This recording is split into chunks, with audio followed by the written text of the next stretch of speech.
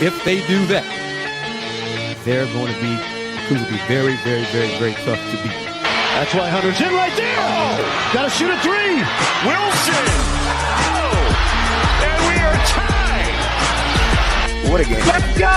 Call the five slammer down. And I don't ever let them forget where we come from. Getting those phones out. Record me acting ignorant, man.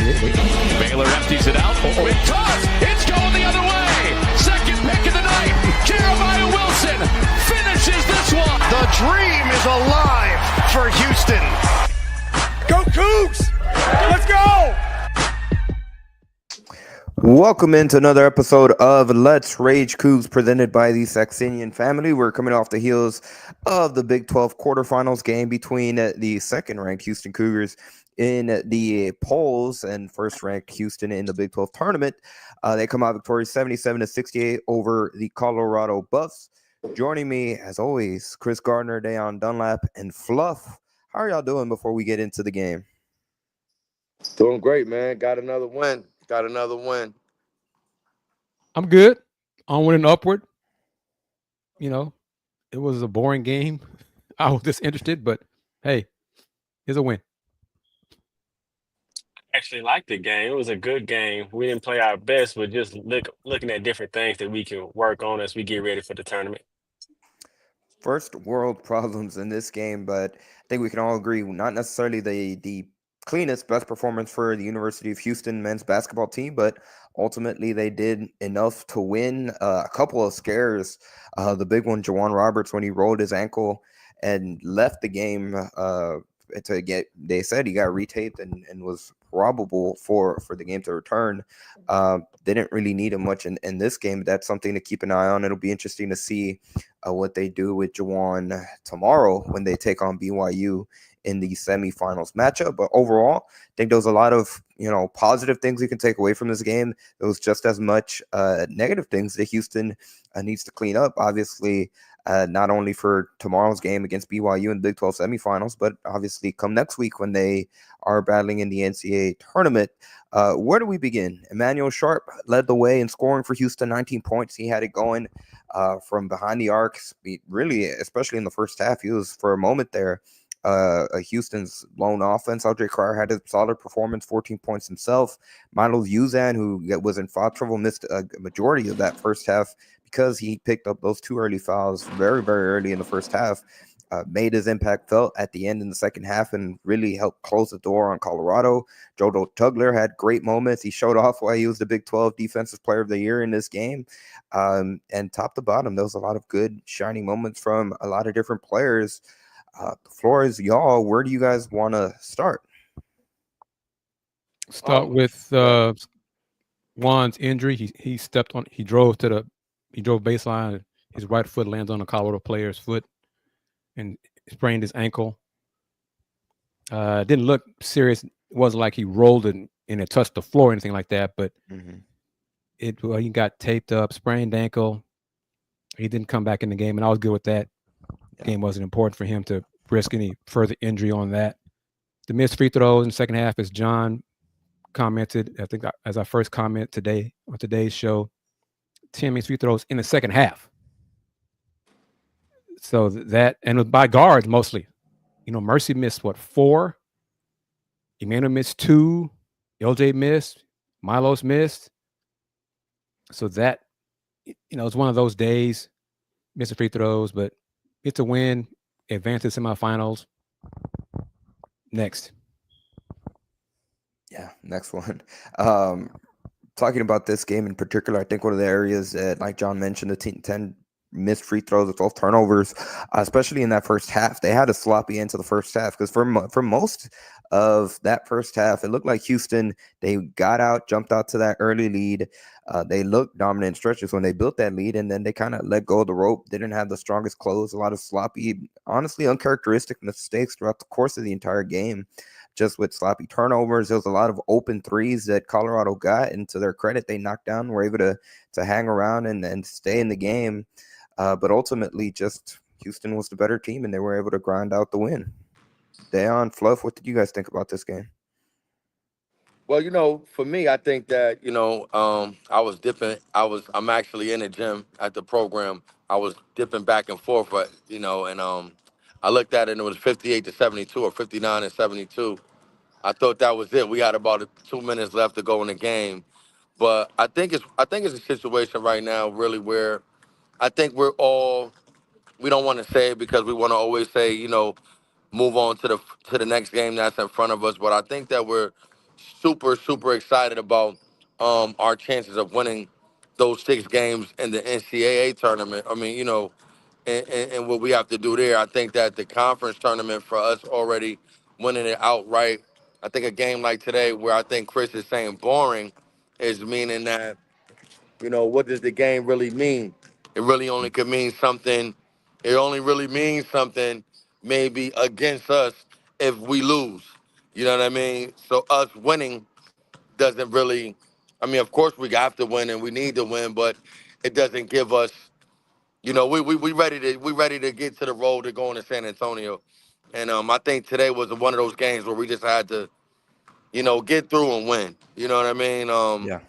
I think that uh, I think Terrence has to be more of a factor as far as his production.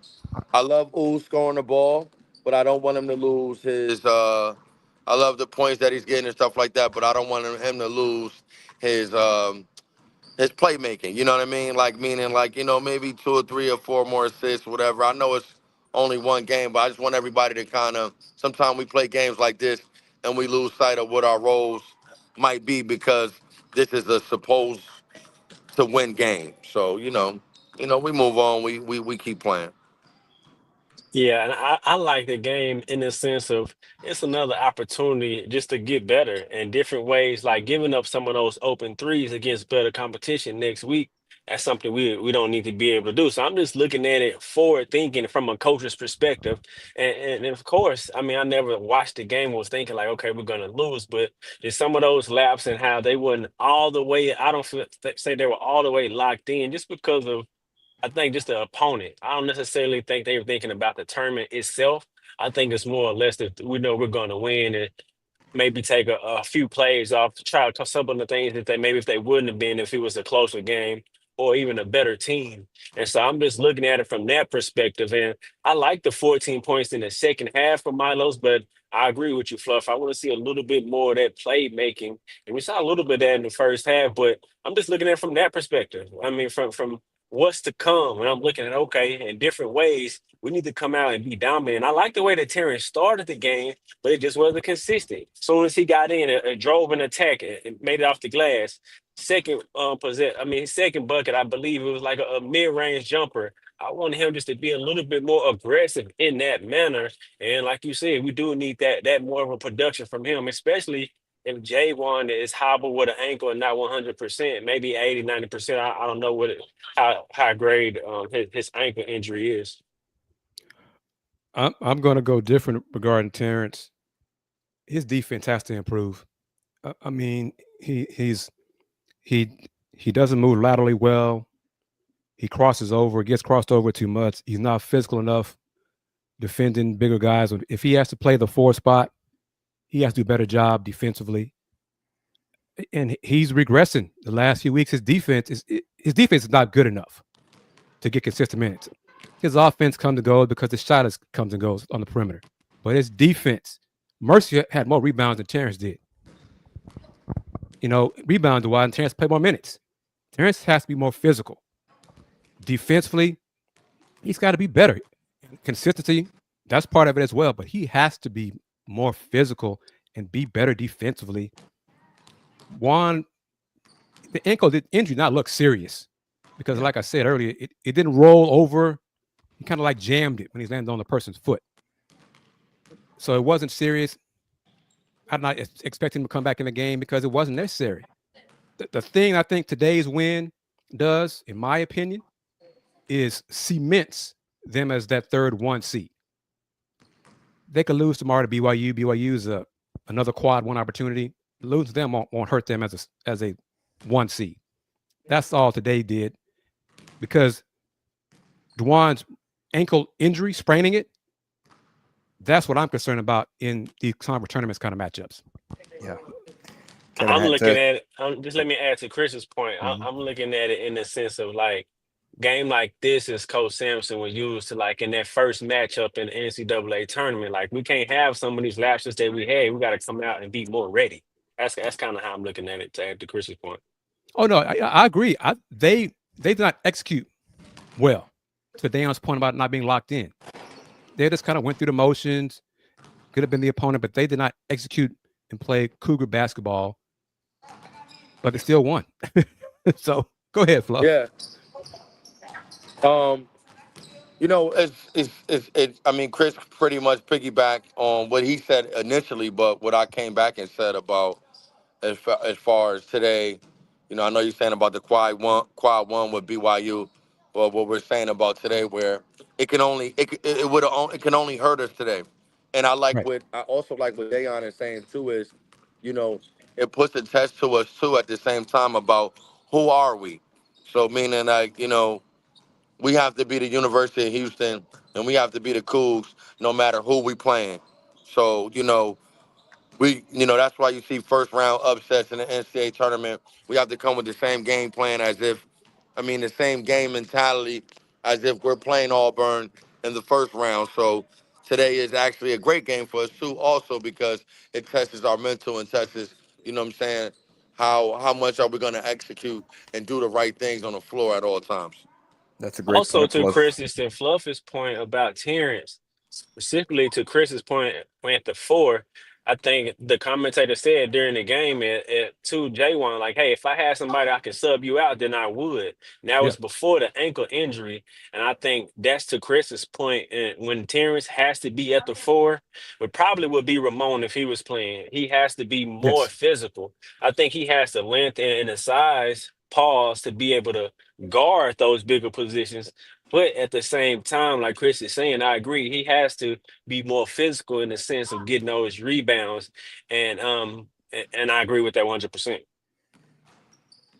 The last thing to add on to y'all's points, the one thing that's definitely going to come out of this game, Kelvin Sampson, the coaching staff are going to nitpick all those things, and they're going to be on the players and film watch, not obviously for tomorrow's game, but leading into the NCAA tournament. The comment that I want to bring up, Kevin Hancock, according to Jeremy Branham, who does play-by-play for Houston on the radio, Juwan could have returned, but the Cougars sat him from that point on as a precautionary measure. By the way, now the time to plug that's via the Pinto Leon law firm comment section.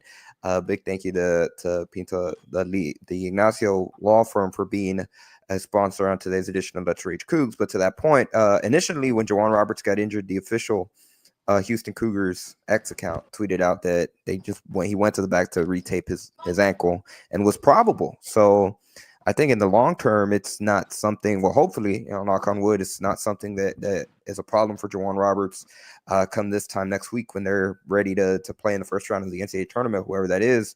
And I'm seeing on Twitter, on X right now, that Joseph Darty of the Houston Chronicle said that Juwan Roberts said that they're going to be cautious about a sprained right ankle and that Juwan's going to listen to the coaching staff about whether he plays for the rest of the Big 12 tournament. So that's something interesting to see what they end up doing with Juwan. I wouldn't be surprised if that's it for him for the rest of this tournament that Houston's in there.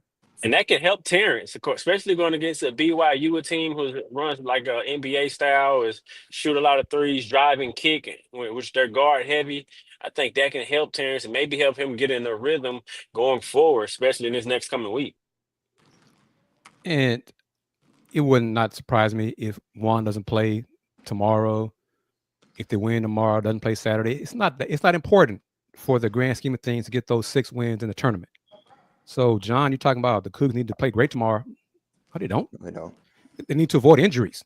That's where I am for these 2 games. Big 12, avoid injuries. Yeah, that's the most important thing. Get Juan healthy for the tournament. That's the more important. Not if they lose or win tomorrow against BYU. Would be surprised if he can play and don't play in the championship game. Just because I feel like Coach Sampson's competitive enough to want to win. I feel like J1's the same way. Like he said that he'll lean onto the coaching. But that's just how I feel. I don't know what that. That's just an opinion, though. I don't know about that for certain.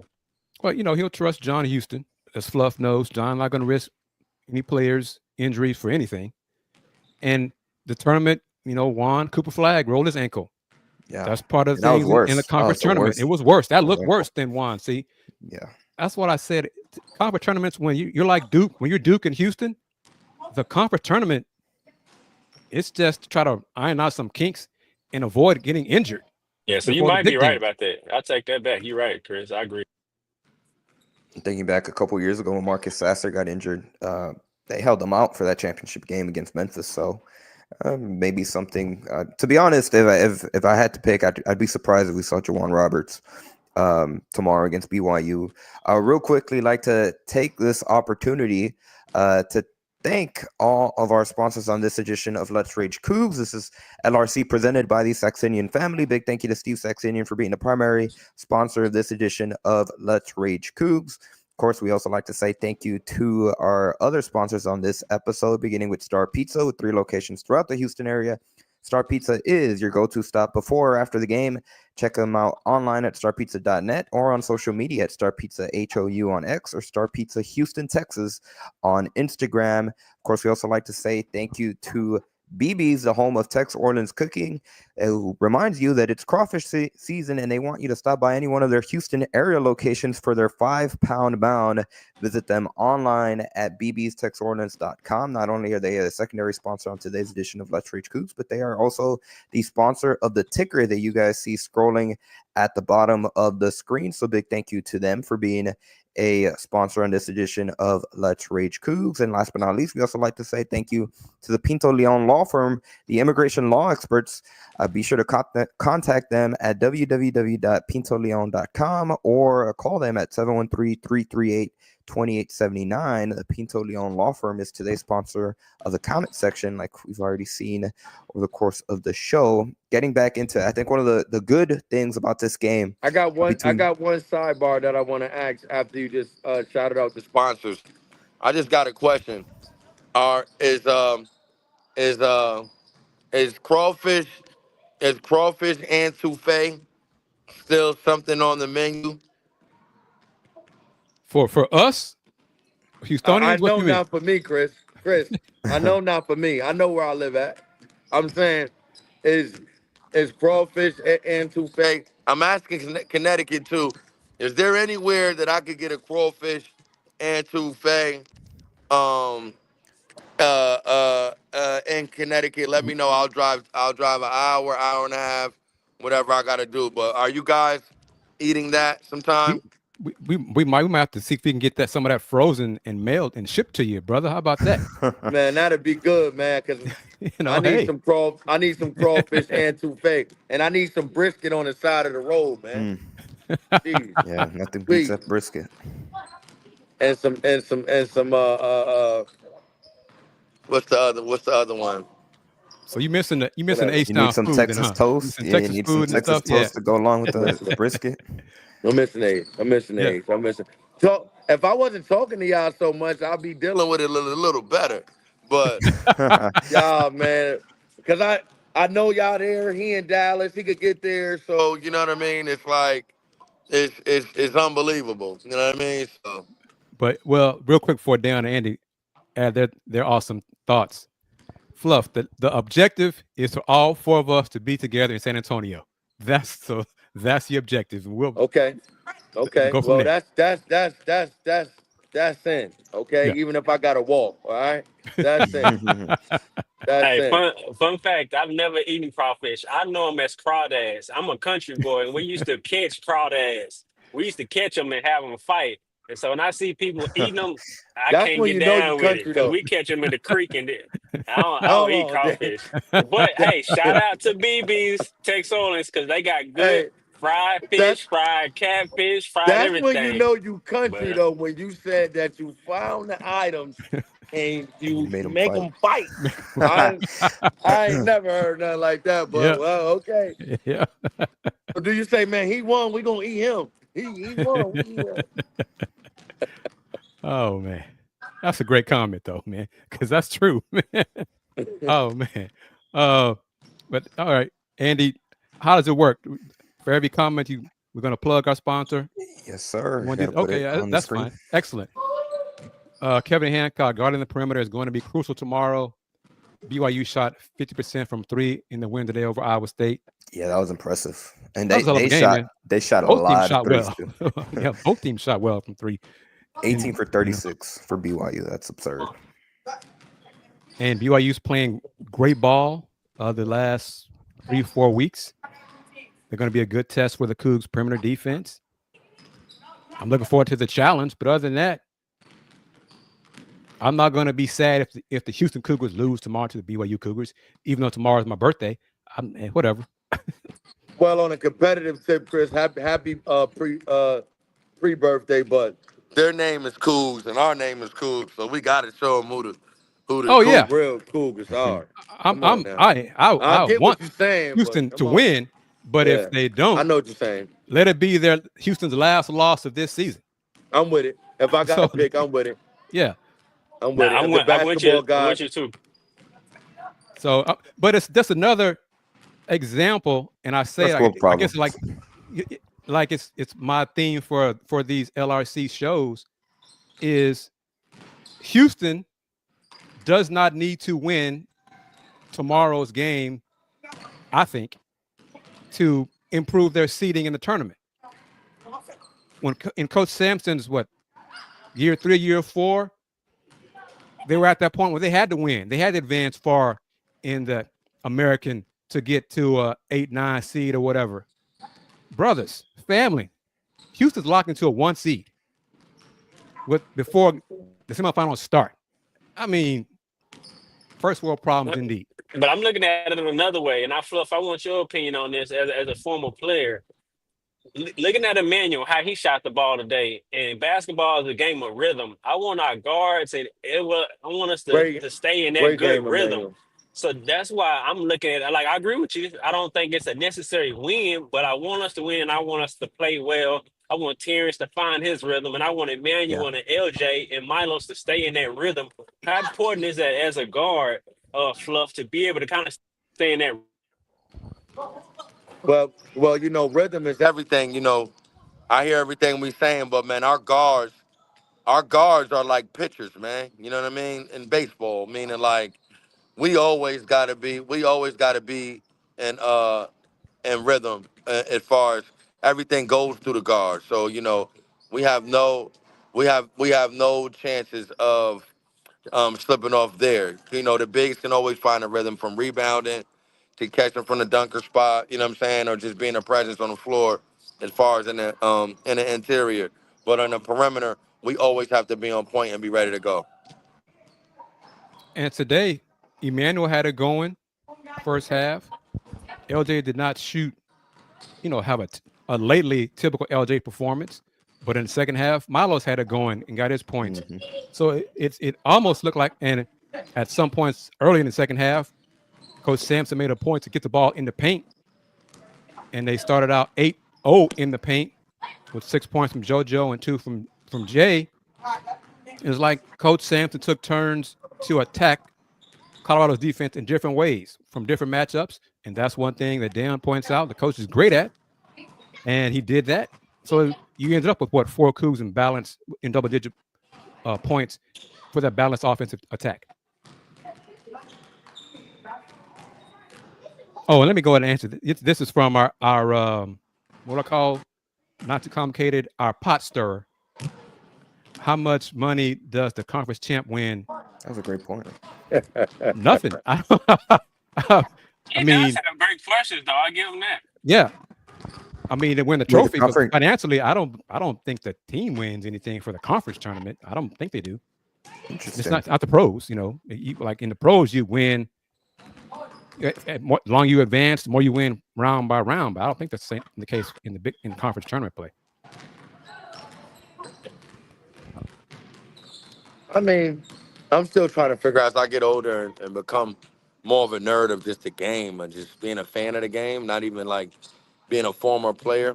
Besides the players, I mean the teams that are trying to get the automatic bid, like from the lower conferences that are trying to get the automatic bid, from having maybe not the best season that they wanted to have.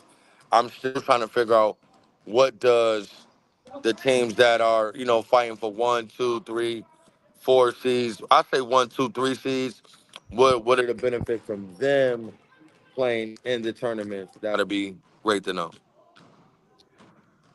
You know, Coach Sampson, He made from a great point on Monday. his point saying it's the conference tournament, conference championships are a moneymaker. I think that's the case for the power conferences that have great attendance. Like the Big 12 and Iowa State gets to the title game. Their fans sell out the arena, all those kind of things. But that's great for the conference. The players, the teams, I don't think the teams get, money from these events. The sponsors pay the conference. The sponsors get the money. The conference gets the money from the ticket sales and things like that. And then the city that hosts it gets it from the restaurants and the sales and merchandise and the food and all that kind of stuff. But the players, as a 1, 2, or 3 seed, I just think it's a chance, if necessary, to not be rusty, to kind of stay sharp. But my overall thing is it's just another opportunity to get injured. That's what I look at it as. Right. Like that's a definite. That's super definite. Fluff, have you ever approached a game thinking like, "Dang, I don't want to get hurt," or do you just hoop?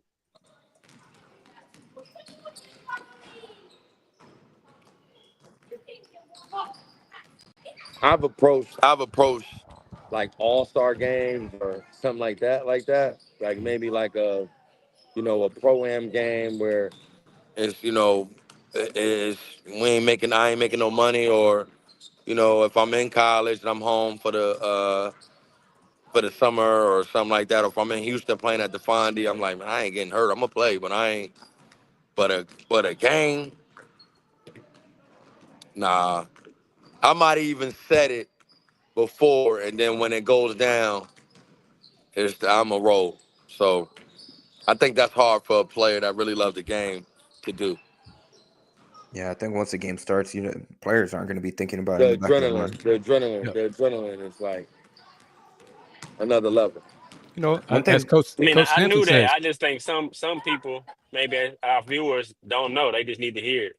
No doubt. That's a great question. Great question. Coach Sampson says it. He said it, throughout his coaching career. As long as they keep score, we're going to try to win.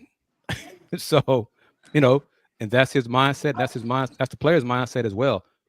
But my overall thought process is conference tournaments, especially for the power conference, they're just money grabs. That's all they are. They're money grabs.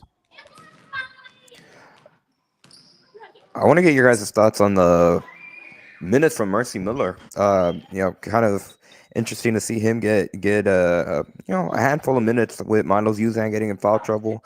A lot of players in general for Houston got in a lot of foul trouble. He had only played 9 minutes, but I felt he had a couple of pretty strong rebounds, had decent defense, didn't shoot from the free throw line well, but I think overall, top to bottom, encouraging minutes to see from him. And quite frankly, not entirely sure if he'll get this kind of run again. But you never know.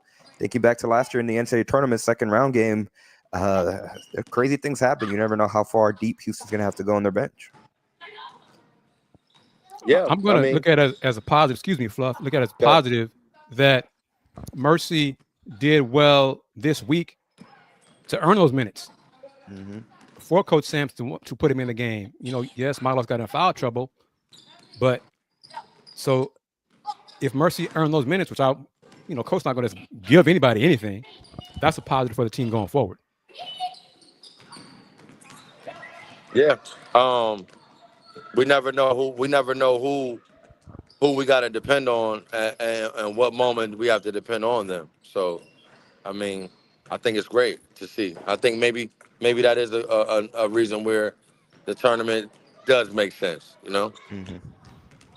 Yep, and like you said, Andy, he did have some key rebounds, strong rebounds, play some good defense. And just thinking about it, if J1 doesn't come, that short opens the rotation. He may play a little more minutes and be able to showcase a little more. And so I think it's good for him, good for the team, because like Fluff said, you never know at any moment who you're going to need. And his moment might come up at any time, and he could be prepared and be ready. And I wonder if he has another 1 or 2 inches to grow taller. Who was I that? could see that. Mercy. Mercy? Mercy. I mean, all his uncles is 6'7". Yeah. So, he might end up being 6'4", 6'5", because he's Right now, isn't he 6'4"? I mean, he might be listed as that, but he ain't. No, Okay. yeah, he's probably closer to 6'2". Yeah.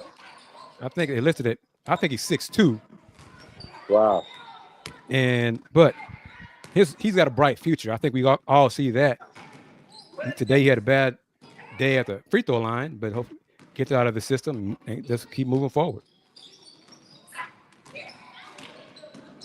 Real quickly, like to take this opportunity to plug our sponsors again, and then on the other side, we're going to hear what head coach Kelvin Sampson and a few of the student athletes had to say following Houston's victory over Colorado in the Big 12 Tournament Quarterfinals. But once again, this is Let's Rage Coogs presented by the Saxenian Family. Big thank you to Steve Saxenian for being a primary episode of this edition of LRC. We also like to say thank you to our other sponsors, beginning with BB's, the home of Tex Orleans Cooking, and they want to remind you that it's crawfish season, and they want you to stop by any one of their Houston area locations for their 5-pound mound. Visit them online at bbstexorleans.com so you can get more information about their menu and their various locations throughout the Houston area. We also like to say thank you to Star Pizza. With 3 locations throughout the Houston area, Star Pizza is your go-to stop before or after the game. Check them out online at starpizza.net or on social media at Star Pizza on X, on Star Pizza HOU on X, and Star Pizza Houston, Texas on Instagram. And of course, also a big thank you to the Pinto Leon Law Firm for being today's sponsor of the comment section. They are the immigration law experts. If you would like, you can contact them at www.pintoleon.com or call them at 713-338-2879. And with that being said, let's check out what head coach Kelvin Sampson had to say after the victory. Coach Kelvin Sampson, along with LJ Choir and Emmanuel Sharp. Coach, I figured out the ringer on my phone this year, so you won't have that problem. So when you're comfortable, please give us started with some general comments about the game. Yeah, congratulations to Tad and his team for finishing the year off the way they did. I thought they really scrapped and played hard today. When we get to this time of the year, I think it's really important not to overanalyze anything. Just win in advance. We can certainly play better, and I'm sure we will. Okay, please remember to raise your hand and we'll get a wireless microphone to you. Give us your name, your affiliation. Who you'd like to answer your question. Let's go over to the right in the second row. Hey, Kelvin, Will Kunkel, Fox Houston. You usually dominate possessions. They won that today. What did you like that you guys did today just to be able to pull it out when you don't play your best game? Win. I like that we won. It's really important. It's really important to win the game. That's what I liked. Within the game, what did you do that allowed you? I'd have to go back and watch the film. And I probably won't watch it today or tomorrow, but I'll try to get back to you on that. You got a question here on the front row, on the left. Pat Rooney, Boulder Daily Camera. Kelvin, you guys only saw this team once, and Colorado obviously came into this game on a little streak defensively for your team. What did you want to try to take away from them? Well, I thought our defense was good in spots, really good in spots. And then just putting them on the free throw line too much, and they were great free throw shooters. The Jakimovsky kid, I thought really played well. He made some big baskets, and we were a little choppy, but I have zero interest in spending 2 seconds about the way we play. Doesn't matter. We got a game tomorrow at 6 o'clock, and that's really all I care about. But I was proud of Tad and his kids. They played hard. Third game in 3 days. Finished the year on a good note. Tells you a lot about what a great coach Tad Boyle is and what high character kids that he has. I think that was apparent by how hard they played today. Let's go to the third row on the left. David Smale, Field Level Media. Coach, you talked about tomorrow night's game. BYU went 18 of 36 from three-point range today. What do you plan to do to slow that down? I don't know. I haven't looked at them lately. We'll watch some film tonight and play them tomorrow at 6. Let's go to the third on the left here, third row.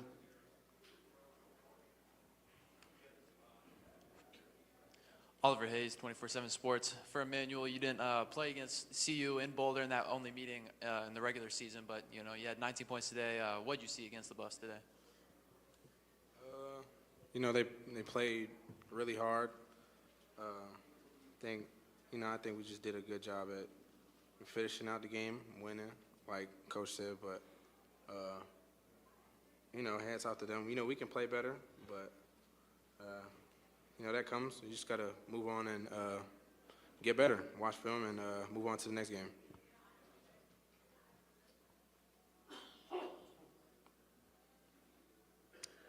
Any other questions? Got one back here about row 5.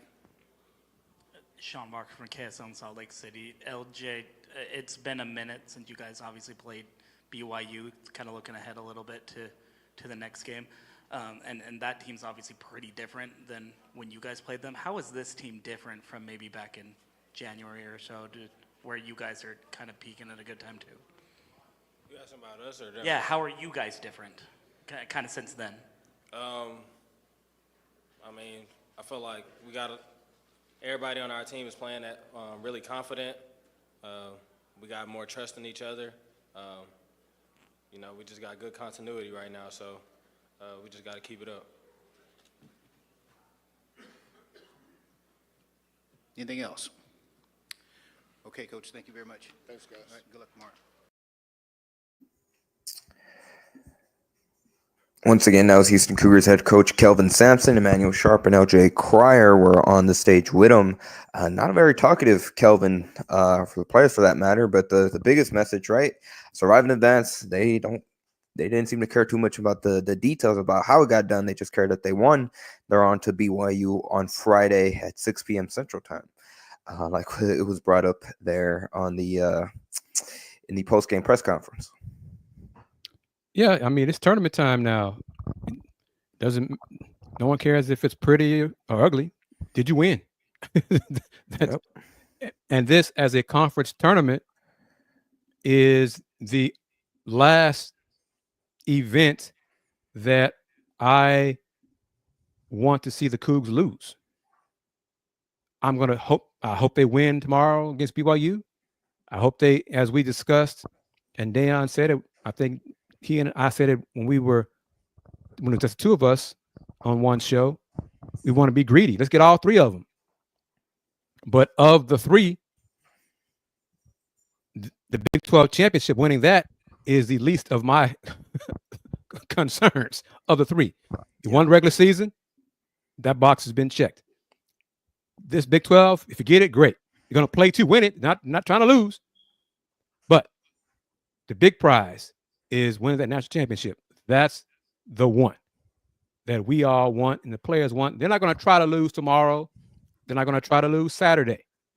But once these Friday, Saturday games are out of the way, they got 6 one-game seasons, we hope, which end in W's in the national championship.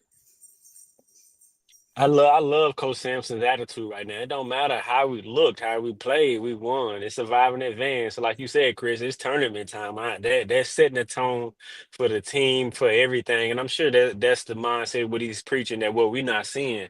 And so I love that. I love that right there. I loved it. And I think the players are ready. I think by any means, like LJ said, like we all have continuity right now. We're confident, we're playing well. That kind of goes to my point earlier about keeping that rhythm, keeping that going. I don't think they'll lose their confidence, their continuity, but just keeping that rhythm going, keeping those winning ways, the things that they do to win and dominate against teams that they know that they not even know that they can beat, but they're able to beat. And I like the fact two kind of thing. I hope this point I make it clear or make sense. I like the fact that the players know when they don't play their best, but also that Coach Sampson and the staff hold the players accountable when they don't play their best. And that it adds up. And that's why you have, 28-4 season, and they're winning games, not playing their best, but they're still getting it done. That's a great sign, because there may become a time that they put it all together and win a game like that. Then there may be other games that they just play their B- game and still grind out victories that way. Win by 1, win by 11, win by 21. As long as you win, that's all that matters. I will add also, I think this whole week, the way that the players and even head coach Kelvin Sampson has approached it is very business, matter of fact. That's how they've handled this whole week. On Monday, when they had the availability with the players, multiple times, the different players from LJ to Juwan to Milos, they were asked, what's kind of the message been from head coach Kelvin Sampson. As media, a lot of times the phrase that kept getting brought up, 3 games in 3 days. And very quickly, every time that phrase was mentioned, it got shut down immediately. Like, nope, 1 game at a time. Now they quickly turned the page to BYU, and you heard it in that clip as well. Like they didn't want to hear about any of the details in terms of how it got done. What matters is that they won, and they're turning the page to BYU. Yeah, and that's part of it. Like all of us say, it's just the mindset that the players have bought into, that the coaching staff has instilled in the players. It's not tournament time. I much rather, when we do our Let's Rage Coogs post-game shows, that we talk about an ugly win rather than a pretty loss. Rather than, the Cougs shot 55% from the floor and made all their free throws, but they lost on a buzzer beater. I don't want to have a show like that. If the Cougs shoot 30% and 50% from the free throw line, but some way, somehow got that dub, that's fine with me. That's all that matters. I'm with you, and I think what it is the culture and identity is playing with energy and effort. I think I heard a video yesterday of Marshall Falk where he was talking to a team, and he was like, you don't have to have talent, you don't have to have skill, you don't have to be big, fast, strong, or smart to play hard. And that's what's going to keep Houston in game. That's what's built the culture. That's what's got Houston to where they've been consistent throughout recent years. And so that's what I think. That's what mine says. What Coach Sampson's like. It don't matter how it look, long as we stick to our core principles or what we do, we'll have a chance to win the game, and we will win the game. And so I think that once I heard that got me in the tournament mindset. I'm not even gonna lie. It got me locked in. It got me ready. And like, okay, it's tournament time. Yep. So, if the Cougs first game of the big tournament will either be Thursday or Friday. And if they're in Indianapolis, I don't know if that's already been assigned for those days for the regions, but go from there. Anyway, you're going to say?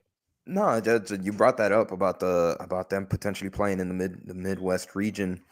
Interestingly enough, as hearsay, right? But I don't know. What do you guys think? I'm curious to get your thoughts on this. Would you guys prefer for Houston to be a 1 seed in the Midwest region and potentially have to play a Michigan State or Purdue, not too far from their campus, or have to travel out west of San Francisco in the West region and have a true neutral site, whoever you play in that bracket, because I mean, when you look a lot of the top teams out west, they're not too close to San Francisco, and you wouldn't even know they necessarily get it in that bracket. What do you guys think potentially could be better for Houston? Playing in the Midwest tournament, regardless of who's in your region, or going out west and having a true neutral site, regardless of the opponent? Number Because one, I the heard, Midwest. Go ahead, Andy. What are you because going to say? no, I heard that potentially Houston would prefer to go out west, is what I heard on Monday. Well, I prefer in terms of travel for the fans is Indianapolis in the Midwest. Honestly, as you know, being objective, and we're not players, we're competitors. We're not competitors. We're not playing the games. I don't care, because you can't predict, as Chancellor said on his guest appearance on a previous show, you can't predict upsets. Who's to say Michigan State doesn't lose in the second round, or Purdue loses in the second round? That's, you play who's in front of you. That's all you can do. But to your point, Andy, the Cougs play their first game. That's what they'll focus on. They're not going to look ahead down the Sweet 16 matchup, but that's what we'll do in media and fans. That's what we're going to do. But the players and the staff going to focus on their first game on Thursday or Friday. Then they win that one. Then they'll focus on their next opponent. They're not going to look beyond that. Just look at the season, undefeated on the road in conference play. So if it's a hostile crowd, I'm prepared for what it would feel like a road game. And so I honestly don't have a preference. If I had to choose, I would side with Kris for something or was more closer travel for the fans to kind of be able to have a larger fan base present. But ultimately, it really doesn't matter to me.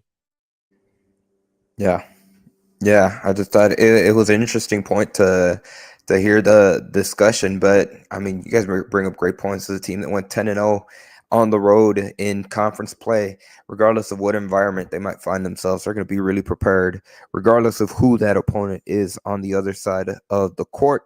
I'm curious to get your thoughts on this one. Comment from Hunter via the Pinto Leon Law Firm comment section. Do you guys think that, well, he can see the case for Houston to be the number 2 overall seed? That's my point I was trying to make in the previous show. Because the national people say, and well, let's see if I have it. I was part of a media call with the chair of the committee, NCAA Men's Basketball Committee, Bubba Cunningham. And I asked him, if 2 teams on the same seed line, is it as simple in determining who gets the better positioning on that seed line? So we're talking about ones. Is it as simple as who has more quad 1 wins? And Bubba Cunningham, the chair of the committee, said, sure, it's that simple. Well, if it's that simple, the Cougs have 11 Q1 wins, Duke has 7. So if it's that simple, then the Cougs should be the second overall, the second number 1 seed. We haven't heard that discussion. All we've heard for a long time now is Auburn and Duke, clearly the top 2 seeds, blah, blah, blah, blah, blah. Even some folks saying Duke could, because Auburn stubbed their toe and lost 2 in a row or whatever, that, hey, Duke could be the number 1 overall seed. And I'm like, how, if it is as simple as Q1 wins, Houston has had more opportunities in a better conference this year to get more Q1 wins. But it doesn't seem to be an issue for everybody else but me and Hunter. So I think the Cougs will still be the number 1 seed in Indianapolis. Whether they're the second number 1 or third number 1, they'll still be in Indianapolis because it's the closer proximity. And let's be honest, ultimately, it doesn't really matter whether there's a number 2 overall seed or 3 overall seed. And well, yeah, really, because there's so many good number 2 seeds. Yeah, I mean, heck, this year we have 5 or 6 teams, maybe somebody even say 7 teams competing for the 4 number 1 seeds. So that means you got 3 really good teams that will be 2 seeds. Tournament could be really, really good if chalk holds, which that doesn't always happen in the tournament because that's the beauty of the tournament.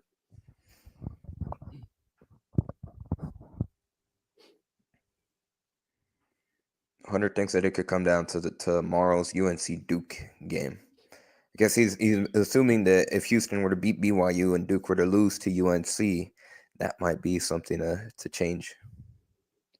Yeah, possibly, but then I think some committee members would say, well, assuming Cooper Flagg doesn't play, then they'll say, well, Cooper Flagg did not play. Yeah. In the games Cooper Flagg did play against UNC, Duke won by double digits. So, but as some folks say, some of our friends have said, when the Cougs made it to the Final Four, they were not a 1 seed. Oh, they were a 2 seed. So some friends say, well, I don't know if I want the Cougs to be a 1 seed because when they were 1 seeds, they did not make it to the Final Four. I think this team is different. As long as they're healthy, they have a great chance as a 1 seed to get to San Antonio. Yeah, every year, every team is different. I mean, that's kind of those. Yeah, well, I'm really not much of. I don't know about that. I mean, they were kind of joking, but they were serious, because of like superstition kind of thing. The last thing I do want to point out about this game between Houston and Colorado, and Crabtree's kind of reading my mind because it has to do kind of with the comment that he said, so I'll bring it up real quick. That's the wrong comment. He says that Houston looked really sharp the first 5 minutes of the game until Milo's picked up his second foul. A healthy Houston team playing like that can beat anyone. But I want to focus on that second sentence that he had about Milos Uzan getting in foul trouble. And I think this question was brought up. I can't remember if it was the last show or a couple before that. But if we're going to pick one area of weakness for this Houston team, I think we can agree this team plays very differently when Milos Uzan is on the floor versus when he's not, which is, stating the obvious. But that could be something that potentially, if we find ourselves in a situation like tonight where Milo's picked up 2 quick fouls, could be something to watch in the NCAA tournament for Houston. Agreed, but there is clearly a drop-off, but I don't think it's as big because Malik Wilson has played better this year and has limited his mistakes, has done a better job being a scoring threat and scoring. So most teams, not all, but most teams, if they lose their starting point guard due to foul trouble or injury, will have a drop-off. So now the question is, how big of a drop-off is it between your starting point guard and your backup lead guard, point guard, or whatever? Now, I agree with everything Kris said, but I look at it different now, and I'm more confident now. It's not with Malik with the ball, it's LJ. Now LJ is running the show, and his development with the ball in his hands, picking and choosing his spots and being able to initiate the offense, it gives me more confidence. And of course, I'm gonna make it as if. That's why I said I agree with what Kris said. I agree with, but it's different because now with LJ and Milos off the court, that's when you have Malik more with the ball in his hands. But with LJ on the floor and his growth and his development with the ball in his hands, initiating the offense, being a more consistent 2-point scorer, playing off pick and roll, and doing all the things that he's been doing really good all season, gives me more confidence that if he does get in foul trouble, we'll still be okay. Because I think we get a little bit better defensively with Malik on the floor. That's not to say a knock on Milos. I just think with Malik's athleticism and all the things that he can do. Good point. Great point. It's a great point. No, I was going to bring up this point from IC. He says every Houston team in the past has struggled with shooting, depth, fouls. This year, really, it seems like the only weakness for the Houston team is foul trouble. Which, if that's your Achilles heel, I think you'll take that 9 times out of 10. It depends on the officials for that particular game, how tight they call it. It's on the players to adjust to how the game is being called. But what players and coaches want is for the fouls to be called consistently on both teams in both halves, and not have a huge discrepancy favoring one team or the other. But this team, the Cougs, I mean, the Cougs have dealt with injuries. You know, Emmanuel missed some time. Terrence is not 100%. Ramon has been out. Jacob McFarland missed the whole season. Not saying Jacob would play a lot, at but the beginning of the season too. Dayon, LJ, and his injured knuckle. So they've dealt with injuries, nothing major. Knock on wood, everybody, or whatever you do to ward off evil spirits and all that kind of stuff. But Jacob McFarland, a healthy one, he could have been a spacer for from the big man spot on a pick and pop. He could have provided something, but he's been out all this time. It's just different. You see it happen with Iowa State. Injuries are part of sports because we're dealing with people. You just hope the injuries are not major, and if you have them, and when you have them, you hope they happen at the beginning of the season and to get them out of the way come postseason play.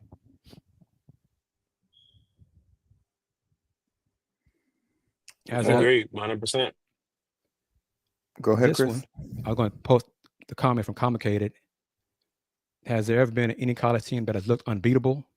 UNLV, Cincinnati before Kenny Martin broke his leg. That team was unreal. But then once Kenny broke his leg, they weren't the same. Obviously. So, but yeah, there've been some dominant teams. But even dominant teams, because of college basketball and the tournament, it's one and done. It's not a series. Hell, that Georgetown team years ago lost to Villanova. Villanova had a perfect, almost shot 80% to win that game. No one thought they were going to beat Georgetown. I was going to say, Mark, I was about to say that Phi Sigma Gamma team that lost to NC State.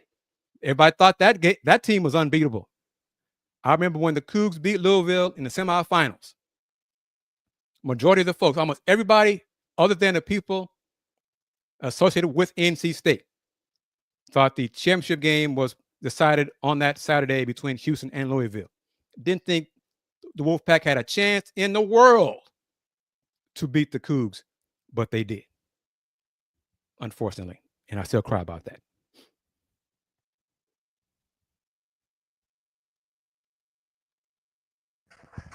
That being said, hopefully history is rewritten. This go around in the NCAA tournament, IC says he'd say Duke right now looks pretty dominant. Best player, arguably best bench. Well, best player's hurt. Team. But yeah, I mean, a lot of it, there's a lot of luck that factors into just ultimately how healthy you're able to stay. And if you're able to avoid a team that gets really, really hot, like again, Houston fell victim to a couple years ago when they ran into that Miami team that caught fire. You had bombarded by threes from Nigel Pack all over the place, and like you said, it's one and done. You catch a team like that, it's over. Yeah, and I see Nita's comment about too much of a home advantage for the Midwest teams going back to Purdue or Big Ten teams, really. Okay, so what if those Big Ten teams don't make it to the regional final? We can't keep thinking like that and then piggyback on what Dayon said. Cougs went undefeated on the road in the Big 12 in front of hostile environments. You play where you go and you beat who is in front of you. I'm sure some teams felt the same way when Houston played in San Antonio. Oh, it's an unfair advantage for Houston. It's part of the tournament, Some years, some folks, some teams, well, one, you got to get to that supposed advantage for you. Yeah. Because when the Final Four was here in Houston, everybody said, boy, it's the great year. It's the Cougs year. The Cougs get to the Final Four. They'll have home court advantage. Well, they didn't get there. You just got to matchups. It's about matchups. It's about health. And it's about winning that one game at a time. It's not a series. It's one game at a time. Yeah, I think we're ready for any environment, any opportunity. It's just about getting there. I mean, you can't like you saying. I mean, we can't predict who's going to be Right. like. So I don't even think about that. But whenever we're on the court, we lace them up just like any other team. We'll be prepared. We'll be ready. And if they got a good crowd, our backs against the wall. We've been there before. We've Right. been in that situation, so we're ready. I mean, I'm not necessarily worried about that. Who's what? It don't matter. Yeah, it's folks. This team this team has a great chance to win the championship, like a few other teams, regardless of where the game takes place. That's another example of how far this program has come. We're talking about, should we want the Cougs to play? We're afraid of advantage for a Big Ten team playing in Indianapolis, because this team and this program have gotten to the point where we expect them to win, regardless of where they play. I'm not worried about facing Purdue in Indianapolis. Got to get there first. And Purdue as a team, I think it's a great matchup for Houston. I'm not worried about Auburn or anybody else. Got to get there. And to kind of go to Andy's brought the point about, who was it? Said that Duke's playing the best ball right now. Well, 6 weeks ago, everyone said Auburn was the best team in the country. We playing the best basketball right now. We're the best team in the country right now, based on how we've been playing since November. We playing the best right now. So I don't even think folks, that's debatable. Let's get into the mindset of, we are the Houston Cougars and we have a great chance. This team has a great chance to win it all. Period. That part. Period. Healthy. Yes. And that's all that matters. Not worried about, maybe we can I don't know if everybody's, I don't know everyone's schedule. If we want to do a show Sunday looking at the bracket, but part of me is like, no, I don't want to, because I just want the Cougs to focus on that first opponent. That's all that matters. Just focus on that first opponent. 1 versus 16 should be a team. Cougs should win that game, and then advance to the next thing. Survive and advance. And then upsets happen around the bracket in other regions or in the Cougs region will impact who they play. Remember one of those years, the Cougs advanced far in the tournament because of upset. Top seed. And people said, well, look who they beat to get this far. Yeah. Look at all the upsets. The 15th seed, what was it? They beat the 15th seed, the 12th seed, and the 10th seed to get to the Final Four. That was a Final Four year team. As if that was the Cougs' fault. Mm-hmm. Upsets happen. As long as the Cougs aren't upset, I don't care who they play, because they can beat anybody they face.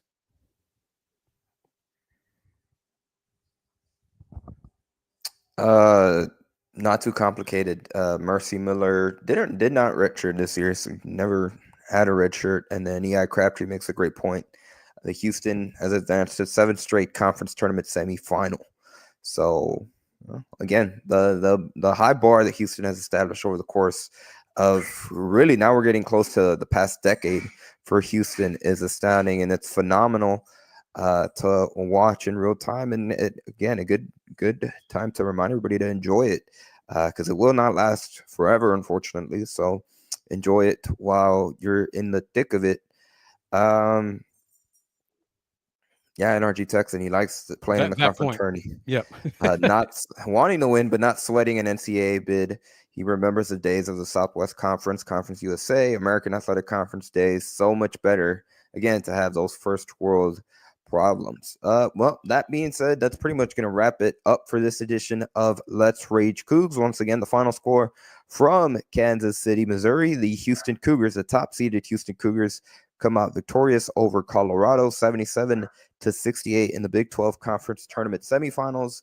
They will now take on the BYU Cougars on tomorrow from the T-Mobile Center at 6 p.m. Central Time. So we shall see who comes out on top in the battle of the Cougs. Once again, the leading scorer for Houston is Emmanuel Sharp, or was Emmanuel Sharp in this game, finished with 19 points, 5 rebounds. LJ Cryer and Milos Uzan had 14 points each. JoJo Tugler finished a rebound shy of a double-double with 10 points and 9 rebounds. And again, the most important thing, like you heard from that presser for Houston, is that they got a victory. Doesn't matter how it looked. No foul points. The most important thing is that they got it done. They advanced to BYU tomorrow. We'd like to once again say thank you to, first and foremost, every single person that took their time out of their Thursday afternoon to talk, to watch, to take part in this edition of Let's Rage Cougs. Of course, we also like to say thank you to our sponsors, beginning with Steve Saxenian. This is LRC presented by the Saxenian Family. So big thanks to Steve Saxenian for being the sponsor of this edition of Let's Rage Cougs. We also like to say thank you to the Pinto Leon Law Firm, the immigration law experts. Contact them at www.pintoleon.com or at 713-338-2879. They were the comment section sponsor of this edition of Let's Reach Cougs. We also like to say thank you to BB's, the home of Tex Orleans Cooking, who reminded you that it's crawfish season and that they want you to stop by any one of their Houston area locations for the 5-pound mound.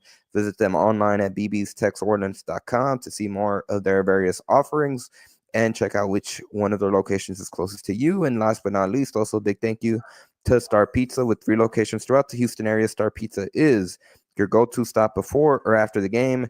Check them out online at starpizza.net or on social media at Star Pizza HOU on X and Star Pizza Houston, Texas on Instagram. That's going to do it. Big thank you to everyone. Kris, I'll toss it over to you. Any final thoughts? And where can people find you, sir? Thank you to Andy, Dayon, and Fluff for the great discussion, as always, on the Let's Rage Cougs post-game shows. A couple things real quick, if I can. I mentioned some candidates for the Houston Cougars women's job on my Houston Round Ball Review Takeover show. It's available on YouTube. There are timestamps posted on the show, so you can click on the timestamp and go right to that discussion about the names for the job. Also want to salute the Pinto Law Firm and Star Pizza, because they've also are members of the Houston Round Ball Review online business directory. If you want to be part of that, flat rate for the whole year, very reasonable, less than $1 a week to support the Houston Round Ball Review in that way. Folks, enjoy the ride. Looking forward to Cougs versus Cougs on Friday, March 14th, my birthday. Hope we're celebrating a Coug win. But we're going to be celebrating Cougs in the tournament, in the big dance. I'm looking forward to that. And as always, since 1994, the Houston Round Ball Review. Local name, global perspective. Y'all take care. Man, glad to be aside with you guys one more time for another great show, celebrating another cool win. Can't wait to see the game tomorrow, and want to see us continue on what we've been building and preparing us for what's to come in the coming week in this NCAA tournament. Appreciate all of the sponsors, everyone who tuned in and commented and spent a minute for an hour of your time, however long you joined the show again. We definitely appreciate it. Join us again tomorrow after another Houston Cougars win. And as always, go Cougs.